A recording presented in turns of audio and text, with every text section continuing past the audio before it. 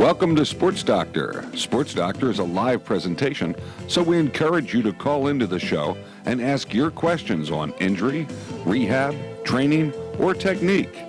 We'll be taking your calls shortly. Call 767-8884 for your direct line to Sports Doctor. Here's your host for tonight's program, medical reporter Joe Chipana. Good evening, everyone, and thank you for joining us for Sports Doctor, brought to you by Cross Keys Physical Therapy Sports Medicine Center in Sicklerville, Woodbury, Washington Township, and Pennsville. Coming soon to Vineland and Swedesboro. They're offering free screenings for the next 2 weeks. At the end of the program, we'll give you numbers to schedule an appointment so you can take advantage of that offer. Tonight, we're going to be talking general sports injuries, so we'll be happy to take your calls on just about any subject. Our toll-free number is 1-888-634-7488, and feel free to call up with a question about a condition you may have at any time during the show. Tonight, answering your calls, we have Dr. Peter DeLuca, who is an orthopedic surgeon with the Rothman Institute. They're in Voorhees, Egg Harbor Township, Philadelphia, King of Prussia. Dr. DeLuca also does work with the Philadelphia Eagles, keeping him very busy this year. And also we have Dave Anselmo, and he is a physical therapist and owner of Cross Keys Physical Therapy. Again, our toll-free number, 1-888-634-7488. And Dave, we'll start with you with New Year's just around the corner, people making those resolutions to exercise. What should someone who has this resolution, who wants to undertake exercise program after maybe taking months off, years off, what should they keep in mind? I always recommend to anyone who has not participated in an exercise program for 6 months or longer to always go see their family physician first, just to clear any underlying factors that may limit their ability in a safe fashion to start an exercise program. They might have, for example, they might have arthritis so bad that if they continue to exercise without being treated prior, they can cause further injury to occur, or a sprain, a strain, some other things like that, a cardiac problem, some heart problems or something like that. So you want to clear all these factors before you start getting into an exercise program, especially in a safe fashion, so it's preventative. Okay, so see that doctor first. And tonight we've got a little bit of a weather condition out there. Hopefully most of it is rain, but some people are getting snow. And with it starting to snow, Dr. DeLuca, and winter just around the corner, people are starting to ski, snowboard, skating. What are different risks with these sports, and what can they do to prevent these injuries? Skiing, the most common injuries are usually knee type of injuries. A lot of that depends on the conditions too. In the East, where it's more of icy conditions, you get more shoulder injuries, more like shoulder dislocations. Where there's deep powder and your ski gets caught in the powder, you get more knee injuries such as ACL injuries. Snowboarding, which has become very popular, there it's a little bit reversed. You get more upper extremity injuries, more wrist fractures. You occasionally get, not occasionally, about 16% are ankle and 16% injuries are knee injuries. And 50% of the ankle injuries are fractures. And it's an unusual fracture because it appears and it presents like an ankle sprain or severe ankle sprain. And there's a bone in the foot called the talus, and it has a little projection out on the outside part that can develop a fracture in it. And that's the most common fracture with snowboarders. To prevent injuries with skiing and snowboarding, it's difficult because a lot of them just happen just by chance, maybe from conditions or someone bumps into you. The big thing is equipment. You really want to have the proper, particularly in snowboarding. You want to wear wrist guards, and most injuries in snowboarding occurs the first time you go snowboarding. It's a very difficult activity to pick up and learn.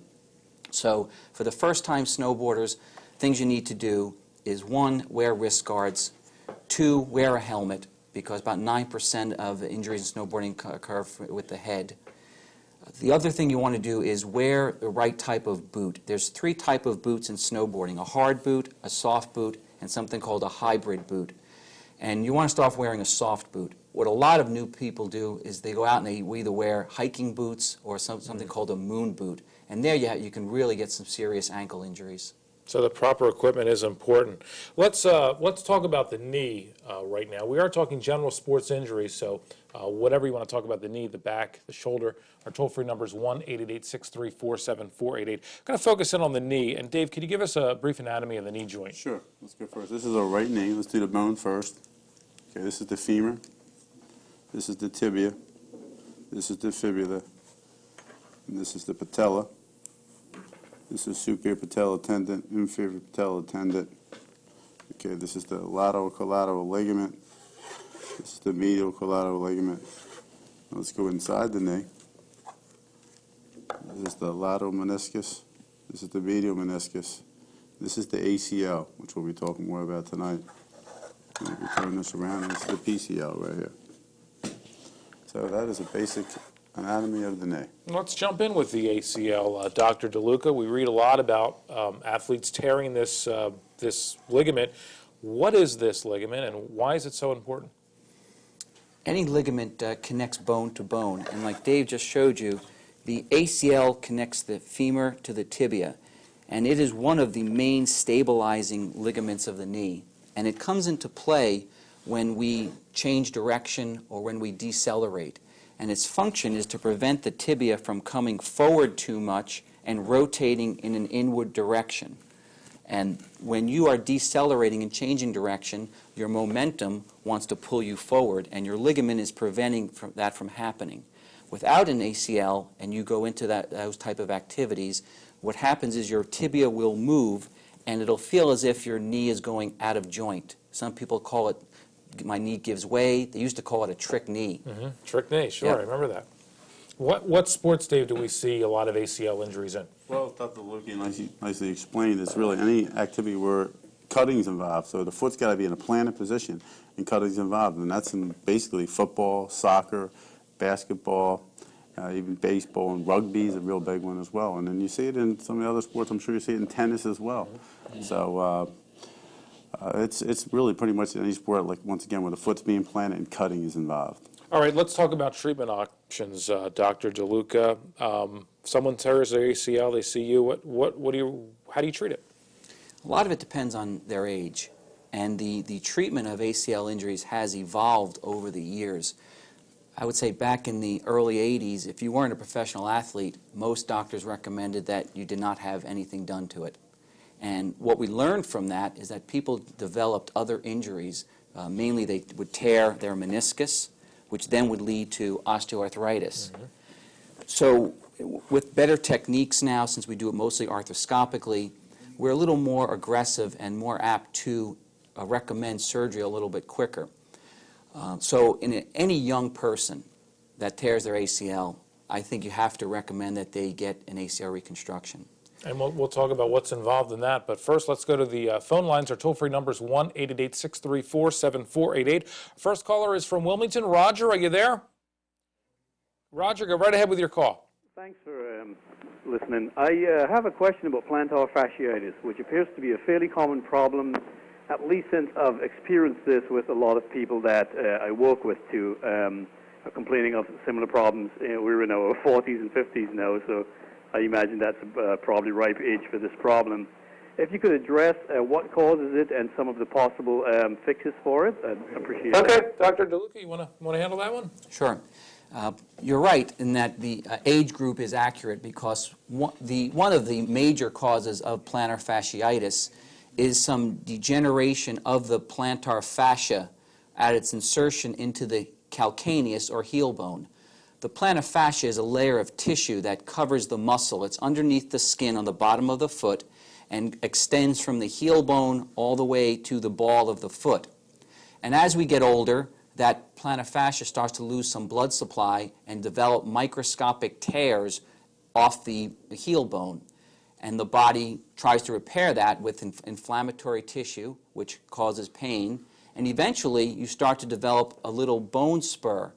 And this is where orthopedic surgeons and podiatrists kind of differ in their opinion about plantar fasciitis. We feel the bone spur occurs because the body's trying to heal itself, where podiatrists feel that that's the cause of pain, and some of them will go after that surgically, where we don't. The other causes of plantar fasciitis are possibly related to trauma. You can get it if you're overuse injuries in sports. Sometimes if you're walking with a bare foot and you step on something hard, you can tear your plantar fascia. The treatment for it is typically non-operative, and it involves stretching because that plantar fascia gets tight. And Dave can probably address that a little bit more with the therapy and the modalities that are used. The other things you can do are wear an heel cushion, or if you have some malalignment to your foot, which can contribute to plantar fasciitis, an orthotic can help. Wearing a splint at night that keeps your foot at a 90-degree angle, foot and ankle at a 90-degree angle, which keeps all the plantar fascia stretched out. We discourage using steroid injections because they can cause some problems. What about stretching for the plantar fasciitis? Well, I think it's very important. Like the doctor said, it's a lot of it's first thing we try to do is get down the inflammation, because obviously the patients are coming with how much pain, but that's taking care of some of the symptoms, but we really want to get to the cause of it. And the cause of it is trying to stretch that plantar fascia so the patient doesn't continue to cause to have the pain, because it's pulling and pulling and pulling. And one thing that I think Dr. DeLuca talked about, which I think is very important, is I think this night splint is a really big factor. I think a lot of people don't use it, and I think most of the people that come in, you hear them saying it's worse in the morning. And it's because when they're sleeping, the foot goes into the forward, which is forward dorsiflexion, and plantar flexion, and it causes that plantar fascia to get tighter. When they wear that splint at night, it keeps them stretched, so when they wake up, they're not going to have that pulling, and it jolts on that fascia, and it causes more inflammation, and they have more pain, and you go through that cycle again. So I think we're trying to break up that cycle, and stretching is so important. And I think we found that using the splint at night has been very effective for us, allowing us to get them a little bit further, because we don't have to keep battling it. So I think that's a big factor. But stretching is a real big factor, and then also stabilizing the ankle joint. After we do that, I think a lot of people that come in and have plantar fascia have a little bit of what they forefoot pronation. So what we do is we try to stabilize the foot as well, so it doesn't allow the foot to collapse. I wish I brought my foot model. Yeah, it was a shame. Well, we'll bring that next time, maybe. Let's grab another caller. Debbie from Philly, you're on Sports Doctor. Go right ahead with your question, Debbie. Hi, doctor. I was wondering if it's true that it's sometimes harder to recover from a sprain than a break. I hear that all the time, Dr. DeLuca. Is that true? That is true, and a large part of that has to do with the blood supply. Bones have a lot of blood supply. Matter of fact, the bone marrow is where where our blood originates from.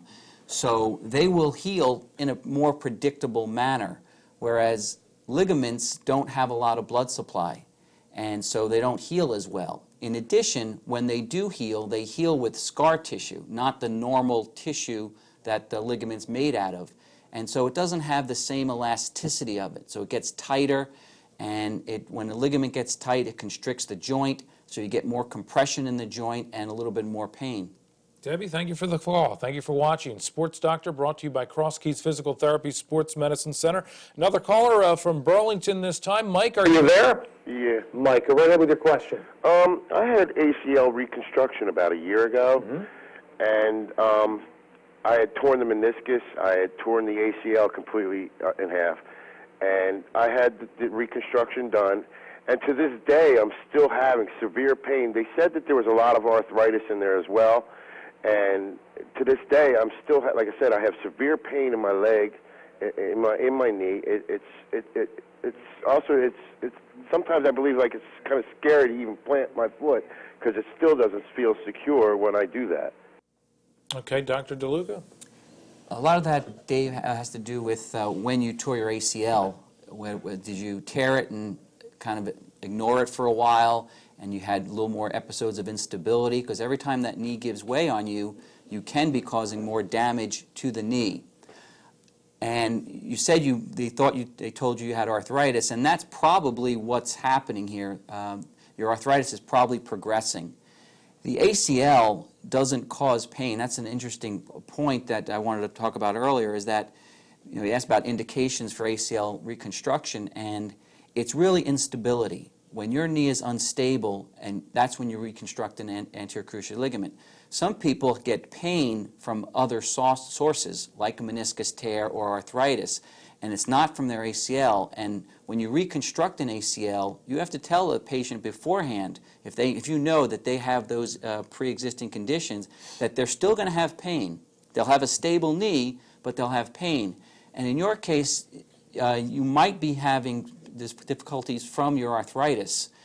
You might need to get an x-ray to see, examine the knee, because sometimes these ACL reconstructions do loosen up, and maybe you are experiencing a little bit of instability. Like you said, the knee doesn't feel right. But if there is degeneration, then I think you treat the degeneration with exercises, anti-inflammatory medication, taking glucosamine and chondroitin sulfate and other food supplements like omega-3 fatty acids, which help with joint preservation. I think he made a big point here. He said it doesn't feel right. I think a lot of times when patients come in and say it doesn't feel right, it usually indicates to me that there's some type of instability in there. I mean, it feels like it's going to give out on them, something like that. And that's usually, arthritis is basically inflammation in the knee, and most of the arthritis is being occurred is because the patient, after they have the ACL surgery, they think that, oh, I'm fine, I'm good. Well, they need to go and they need to strengthen the musculature that surrounds the knee to take the pressure off the joint. And if they had arthritis is basically inflammation in the joint. It's probably because the knee was approximating one another. I mean, the joint itself was rubbing and caused the inflammation. So we need to strengthen the muscles all around the whole knee, not only at the top, the bottom, but both sides, to take the pressure off the joint itself. So when you're walking or running or doing any type of steps or anything like that, your knee's not approximating down, and you're not getting that rubbing effect, which is going to give you that pain. So even then they might have corrected the ACL, but it doesn't necessarily mean that the knee's stabilized now. I mean, it's stable, but it's not strong enough to hold it in that place. So he really needs to. I see that often. The patients, even after they get done with therapy, they think, "Oh, I'm done my 6 weeks of therapy. I'm done." Well, you need to continue to do these exercises. I really don't know whether this patient continued to do that, but if he didn't, he needs to get back on track with doing his exercises that the therapist showed you, and to continue to do those probably for the rest of your life. It's a commitment. It's Yes. a life choice. Our toll-free number is 1-888-634-7488. We're talking general sports injuries tonight.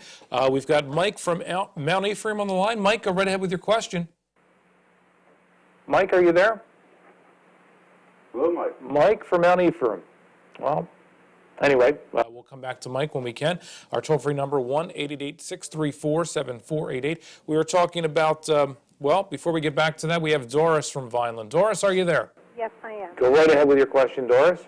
Okay, my question is for plantar fasciitis. There's also something called extracorporeal shockwave therapy. Is this to help with severe cases? Extracorporeal shockwave therapy came to us from the urologists who would use that to break up kidney stones. And it started to be used for tendinitis and other areas of inflammation involving the soft tissues. The early results of it were encouraging, but now long-term results are showing that it really doesn't do much. All right, Doris, thank you for calling, though. Toll-free number is 1-888-634-7488. We were talking about ACLs and the, well, we got another caller on the line. I'm sorry. It's Debbie from Mount Laurel. Debbie, go right ahead. Debbie, I thought of what I said. Debbie, go right ahead with your question. Yes. Mike, it's Getty. It's Kenny. Well, go right ahead with your question, whoever you are. Okay. I got an injury while I was training for a triathlon. The injured area is the muscle, that small muscle on the inside of your leg. Mm-hmm. It's like right on the part that's closest to the kneecap. All right, Dave's going to show you a model here. Right in See here? if you can. Right in this part, you're saying? Yeah, in that area. Okay. That muscle that's right there, that small muscle. Okay. Okay, it's right in that small area. What I did was I basically abused it, and in the sense that I ran in pain. So I've been trying to, I guess, rehabilitate it, and it has not. I still feel some pain. It's like a severe soreness. Okay, who would help here? Do you want to grab this one, Dr. DeLuca? No, go ahead. I think what you're saying is possibly the VMO. I don't know if that's the muscle you're talking about, vastus medialis obliquus, which is the muscle on the inside part right above the kneecap, which helps stabilize the kneecap. And what happens, particularly in overuse injuries and training from a triathlon, you definitely abuse your body in doing so. And when you do that, you develop inflammation around the kneecap. You start to get fatigue of the quadriceps muscles, which VMO is one of them, and they start to get weaker. And then it disrupts the tracking of your patella, and you start to develop pain from that. So what you really want to do is, in addition to your training for the triathlons, you need to do some specific exercises for your legs. And a recent study showed that running, for example, doesn't really strengthen your legs. And a lot of runners think that's an exercise to help strengthen their quadriceps, their hamstrings. And in actuality, it really doesn't. So you need to do specific exercises geared and targeted towards strengthening the VMO. And I'm sure, Dave, you can address those specifically. Sure. Yeah, there's a lot of really good exercises you could do, but well, one thing I'd really like to do is, if you could, we offer free screenings. If you can come in for that, I'd rather just go through and go through a couple different ways you could do it, because I can see what's going on with your knee and explain. But really, what you really want to do is strengthen the vastus medialis when you're doing this exercise.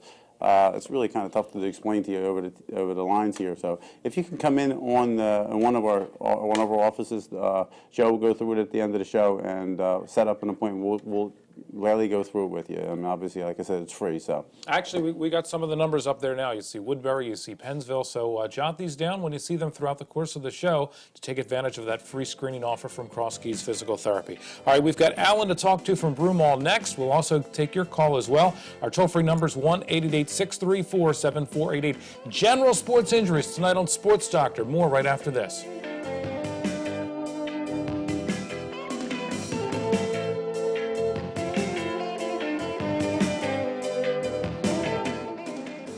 Kevin Ross from the Kansas City Chiefs. When I need physical therapy, I chose Cross Keys Physical Therapy, one of the leading rehab centers in South Jersey. Cross Keys Physical Therapy offers aquatic therapy programs in a heated pool that will help you strengthen weak muscles and improve your flexibility. Our highly skilled physical and occupational therapists are experienced with working with athletes and non-athletes alike. So if you need to get back to work or back to play, Cross Keys Physical Therapy. Washington Township, Cyclical, Pennsville, Woodbury.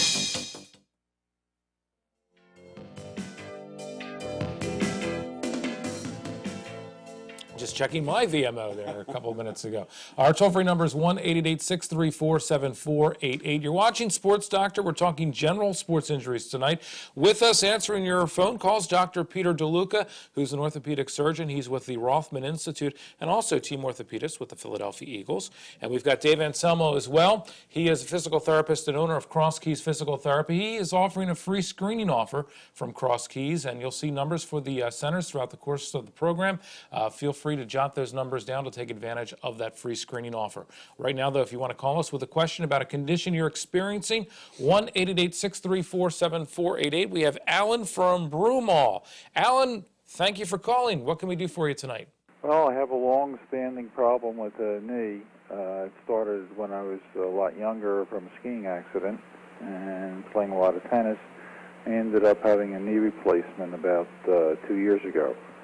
And I developed a ischemia of the patella and ended up having a fractured patella. And then I ended up having a patellar tendon allograft. Now, I tried to look up information on this procedure, and there's very little in the literature about it. I wonder if you could tell me anything. Patellar Alan, what was it? Patellar tendon allograft. Yeah, I guess in the procedure, and you do a total knee replacement, you cut the patella, you make it flat, and sometimes you can lose blood supply to the patella, so it gets weaker, and I guess in Al's case, the patella fractured to the point where they could not fix the patella.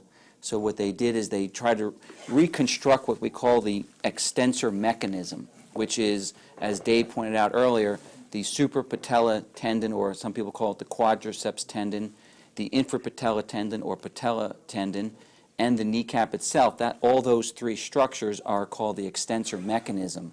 And so you need to extend your knee to be able to walk and get up from a seated position. And so it's a very important structure. And in those cases, you're doing basically a salvage procedure because there's nothing else you can do. His patella obviously was fractured so badly that it could not be fixed. And these extensor mechanism allografts are something that they've been doing for about, I would say, 5-10 years now. And like I said, it's a salvage procedure, which means that a lot of them don't work well, but they do help somewhat.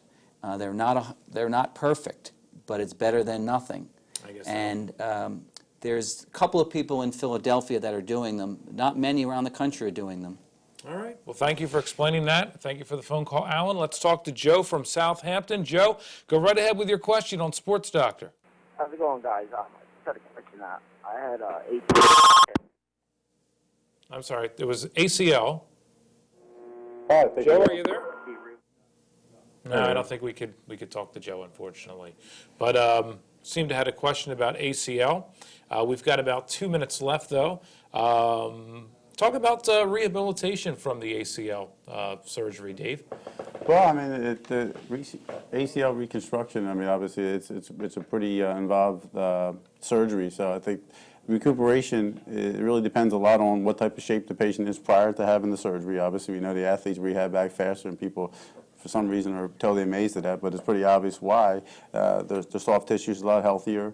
Their range of motion is tremendous. I mean, they have better blood supply.